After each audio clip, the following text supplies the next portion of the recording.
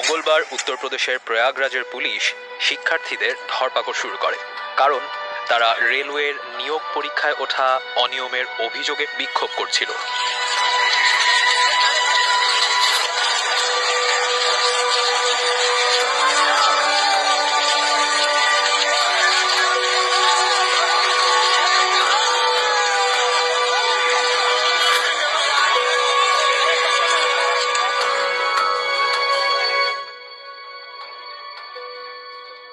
Police তাদের ছত্রভঙ্গ করার জন্য লাঠিচার্জ করে। এ সময় বহু শিক্ষার্থীকে তাদের হোস্টেল ও বাসা থেকে আটক করা হয়।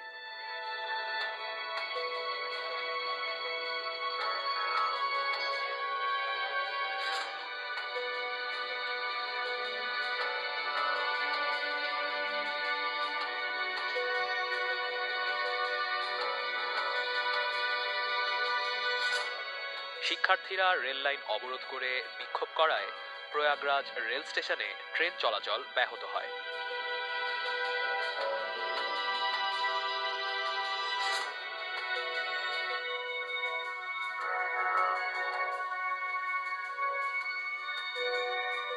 পুলিশ কর্মকর্তারা বলছেন, তারা শিক্ষার্থীদের রেল লাইন থেকে সরাতে চেষ্টা করেছেন, কিন্তু তারা সেখান থেকে যেতে রাজি না হওয়ায় পুলিশ অ্যাকশন নেয়।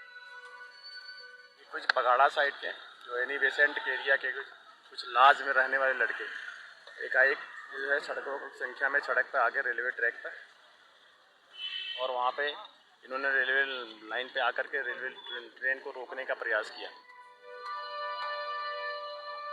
পুলিশ লাঠিচার্জ শুরু করলে শিক্ষার্থীরা নিকটবর্তী হোস্টেল এবং বাসায় আশ্রয় নেয়।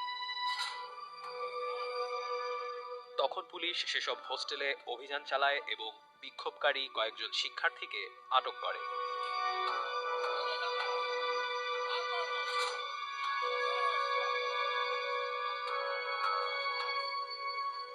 রেলওয়ে বোর্ড এক বিবৃতিতে বিক্ষোভকারীদের সতর্ক করেছে যে যারা সহিংসতার সাথে জড়িত তারা চাকরি পাবে না।